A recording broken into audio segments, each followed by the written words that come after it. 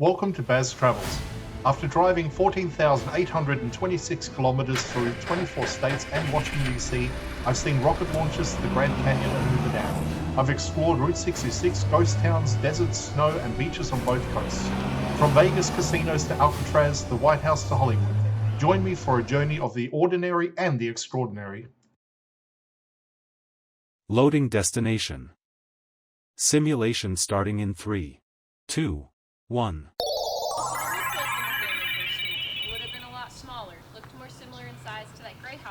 To look around, move your phone or tablet. Click and drag if on a computer or move your head if using a VR headset. Please like and subscribe.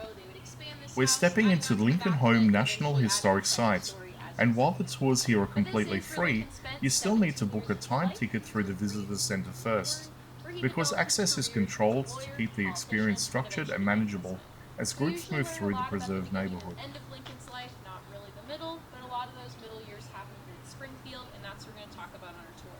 Not really everything that Lincoln would accomplish, but who he was as a person while living here.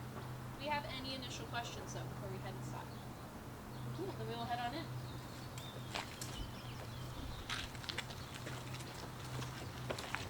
Oh, I'll try to hold myself back.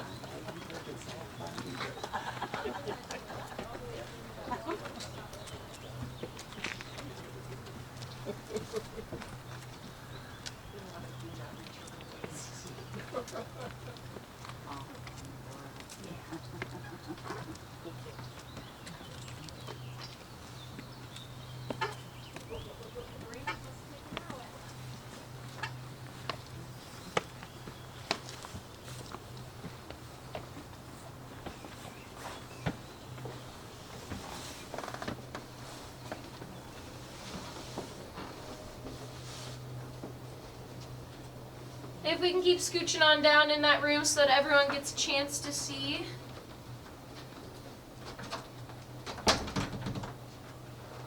We will be stopping in that first room, though.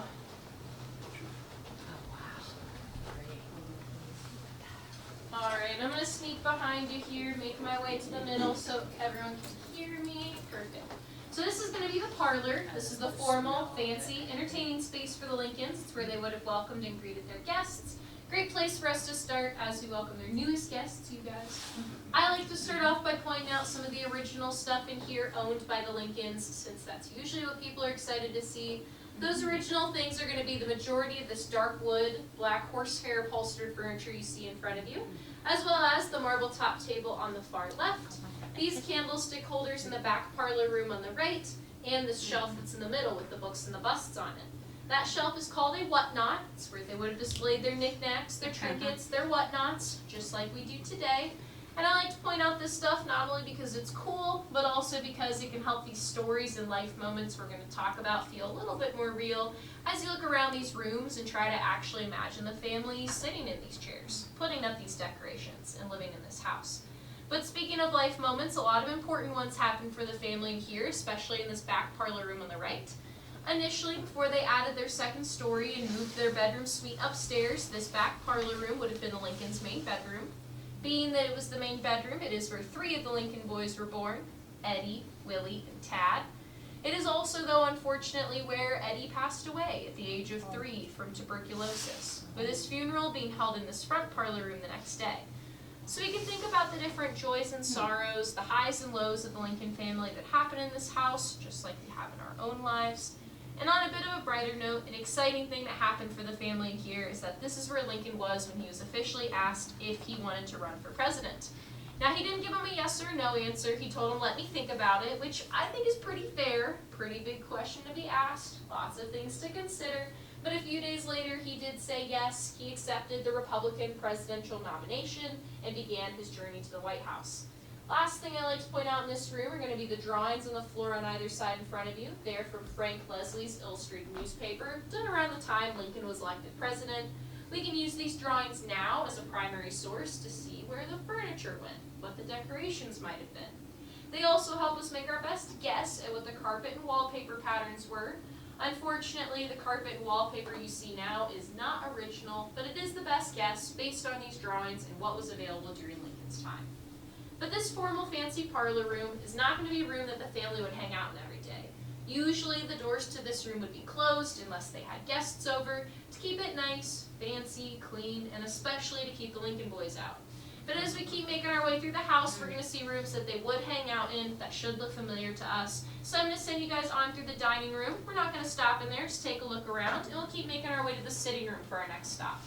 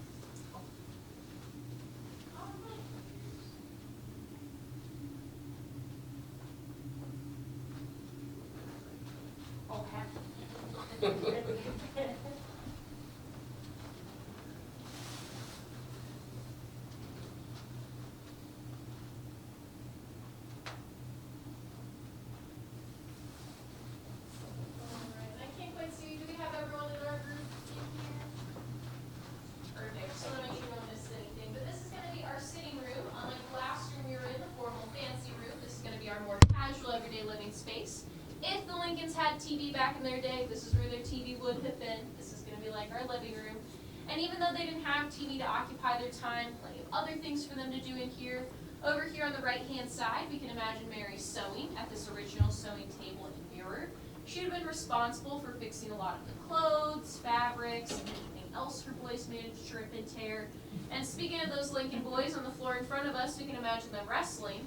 And when I say the Lincoln boys, I mean all of the Lincoln boys, including Abraham, who, if you didn't know, was pretty well known for wrestling, and I guess good at it because he is in the Wrestling Hall of Fame today. If you ever find yourself in Stillwater, Oklahoma, at the Wrestling Hall of Fame, they do have a big statue of him there. They credit him with 300 wins. I don't really know where they get all their numbers from, but there are stories of Lincoln wrestling on the frontier to settle disputes, and regardless, at least you guys have a fun fact now. But also in this room for the Lincolns to do, over on the left-hand side on that table, we can see a brown box with black eyepieces. That is the Lincoln's original stereoscope. Would have been like a Viewmaster or a fancy pair of 3D glasses. If you were to insert one of those picture cards into it and look at it through the eyepieces, you'd be able to see that image in 3D, so pretty high-tech for the time. Also would have been pretty expensive. Something like that would have cost the family about the same as their kitchen stove that we'll see at the end of the tour. So from this we can tell the Lincoln boys were definitely loved, maybe a little bit spoiled that they got to have such an expensive, cool toy. The Lincoln parents described their parenting style as being unrestrained by parental tyranny. Fancy words to say, they did kind of let their kids do whatever they wanted. The Lincoln boys were always getting up to something, but usually not getting into too much trouble with their parents. So this house would have been filled with a lot of laughter, a lot of love, and just the right amount of mischief. And someone else getting involved in all that trouble are going to be the family pets. They had a dog named Fido, a yellow lab mix running around. They also had plenty of cats. Lincoln was actually known for bringing home stray cats. He'd be walking home from work, walking around town. Mary once wrote in a letter to a friend that his greatest hobby was collecting cats, so he was definitely a big-time animal lover. Next, we're going to be heading upstairs to the bedrooms, but before we do, any questions down here? The chairs seem short. Yeah, so they're a little bit shorter than like normal standard chair nowadays. People in general were a lot shorter back then. Lincoln was tall for today, especially tall for then. He was said to prefer sitting on couches or just on the floor, and so that makes a lot of sense. They did at one point have a couch custom made to be 6 feet long, so he could actually spread all the way out on it. But I think in general he was probably just used to being a little bit too tall for most things. Alright, if we're ready, we're going to head upstairs. Definitely take your time to use the handrail. Also use the handrail because it is the only artifact in the home we encourage you to touch. This is the Lincoln's original handrail, so we like to say it's as close as you can get to shaking hands with Abraham Lincoln.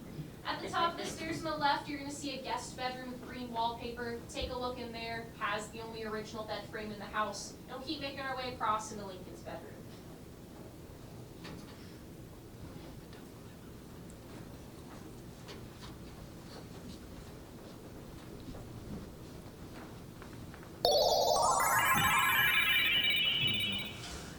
Simulation terminated. Please comment, like and subscribe.